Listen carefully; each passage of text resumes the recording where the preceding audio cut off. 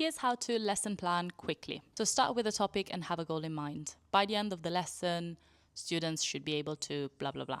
That is actually your starting point, the end. From that, we start building. And then it's easy because you know that you'll need to have a lead-in, and then some type of activities that go from controlled practice to freer practice. And so by the end of the lesson, students should be able to meet their objective.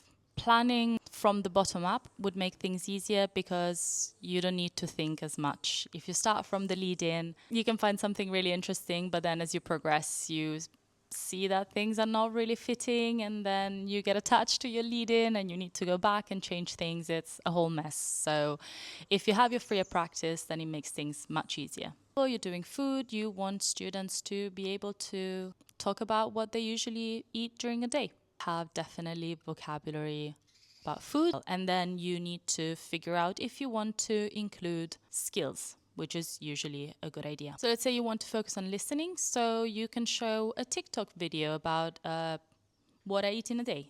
So as you can see, it's been a few minutes and we already have quite a few elements. So we know what the students are doing at the end of the lesson. Now it's easier to work on the rest. With this, I'm thinking a great lead-in would be you put students together, so it's student-centered. They do stuff rather than you. Write down as many foods in groups as you can think of. And this is a sneaky lead-in, which is very convenient for you because you're gonna check how much students already know. And after the lead-in, you can show the video and have some personalized questions, such as, do you eat in a similar way to this person? Do you like what this person is eating? Why or why not? And then you can show the video again and write down the foods that are mentioned in the video, and then use that as starting point for your lesson to teach. And from that, you can do a fill in the gap with the different words, or you can do a matching activity.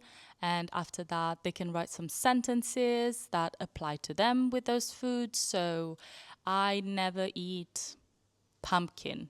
I always eat vegetables. And then we already have our freer practice, and ta-da, your lesson is done, and it's only been 5 minutes. If you have lessons coming up and you want ideas, I can do this applied to the lessons that you were planning on having. So we kind of plan them together live, and I can make these quick videos on how to make planning easier and quicker, because that takes a lot of time. That's usually unpaid for, and we're trying to be very pragmatic with the time we have so you can enjoy life more.